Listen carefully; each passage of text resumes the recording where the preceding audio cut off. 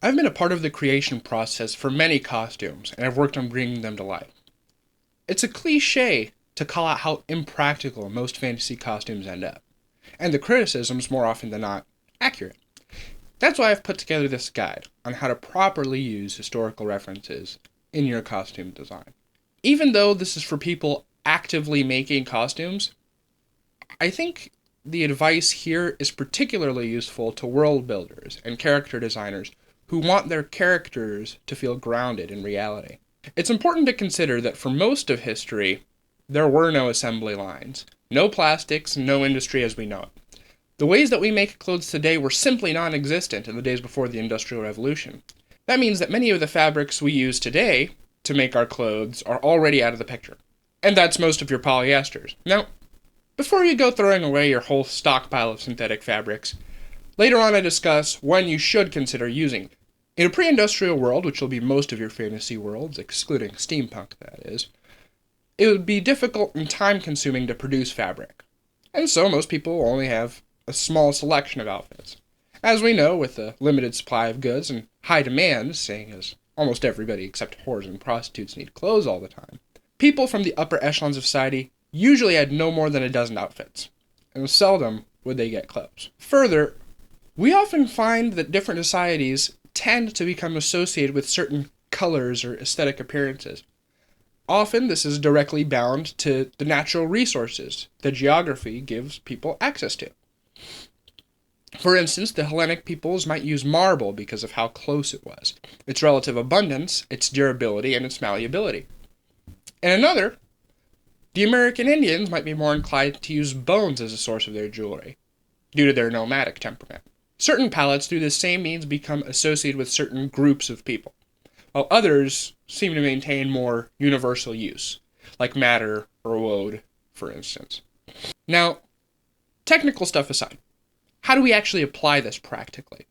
Unless your story revolves around ancient manufacturing, you're probably not going to be needing to know all the nitty-gritty details. What this means in practice is, when you find a reference you're using for your fantasy character, pay attention to what they're wearing, and make sure, if you're making a character dressed for a group or event, they fit into the context of their world. If you have a mercenary in a mountainous region, why would they be dressed in head-to-toe royal purple? Or your world's equivalent. I get, magic can explain everything. But if you want your outfits grounded in reality, you'll want to pay close attention to the context your characters will be fitting into. And speaking of the character design and world context, the next thing is for you to consider the context of the world as a whole. Well, why are they wearing that particular set of clothes? Now, the best way to explain this is to use the analogy of character weapons. It's super easy because that's what everybody does already. A dagger goes to the assassin, a long sword to the knight, axe for the Viking, pitchfork for the peasant. Why then don't we apply the same logic to our character's garb? Because more often than not, either people don't really think about it, or just don't know where to start. Well, luckily for you, we've got the answers here. You're welcome. The general principle that can be drawn from the above example is this. The design fits the purpose. The purpose in the assassin's case is stealth. The Viking, fighting yes, but also carpentry. The peasant, farming, and so on. A broad application of this principle might be that aristocrats and nobility will have the purpose of showing off their wealth through expensive and intricate fabrics. Peasants, on the other hand, will literally not be able to afford the luxury, and will instead opt for a more pragmatic efficiency. An exception to this might be a festival setting, where people from all social groups participate. In this case, peasants might find themselves spending more liberally in order to dress for an event that Dionysus would proudly embrace.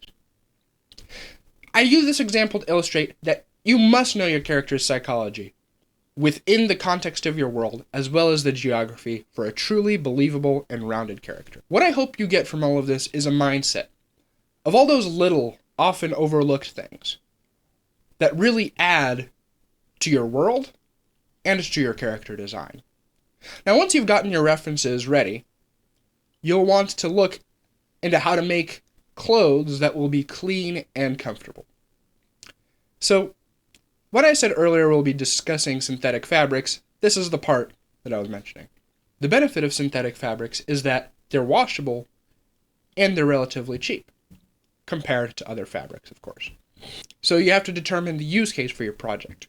Would you prefer it more grounded, or would you accept the trade-off of being able to throw it in the washing machine? Some of the drawbacks, though, when you're considering making this, is that they're not breathable. And this leads to the next points here, but it's such a big, important caveat that it deserves its own standalone mention. It doesn't absorb water well, so it has next to no moisture absorption, meaning that your garments will get sweaty and sticky, assuming the static doesn't actually make the clothes stick to you first. And so it's more likely to get musty and even stink in some cases if it's too close to your skin. The other problem with synthetic fabrics is that they're terrible in the heat. May the gods forbid armor and polyester layers.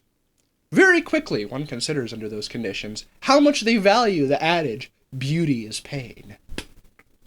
One final note on making the costume before I move on.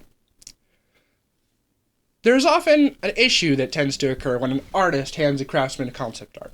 Sometimes the craftsman will literally have to go, what you've handed me is impossible for me to make. Now, in the artist's defense, they're not the ones making the clothes, they have no experience. And a good craftsman will be able to overcome all such hurdles and guide a client through the modification process. And the problem has also gotten worse with AI-generated images, seeing as they often leave undefined shapes, especially when it comes to filigree, those types of patterns. So, here are a few tips that'll help you during the design process. That'll make a big difference when turning concept art into a workable pattern. The biggest one from the artist side is to define your shapes fully. Don't leave any ambiguous or overlapping lines for the designer to figure out. Though, as I said before, a good craftsman will help you resolve any issues, it's better to prevent them to begin with. What you need to do is draw yourself or have your artist draw clean lines with closed shapes, preferably from multiple angles. And color as needed if you want a specific shininess or reflectiveness. That's to say, like your metallics and your mattes if you want specific type of look. In sum, there are many things to consider when bringing your characters to life. Much more than I can cover in a single post. And my intent here is not to give a comprehensive blueprint of every aspect of costume design, but to give you a broad guide so that you can view your characters and your world in a new light. If you found this helpful, consider signing up for our House of Cale newsletter, the House of Cale's weekly acts, and if you'd like some inspiration for your costumes, check out our Pinterest. Thank you very much.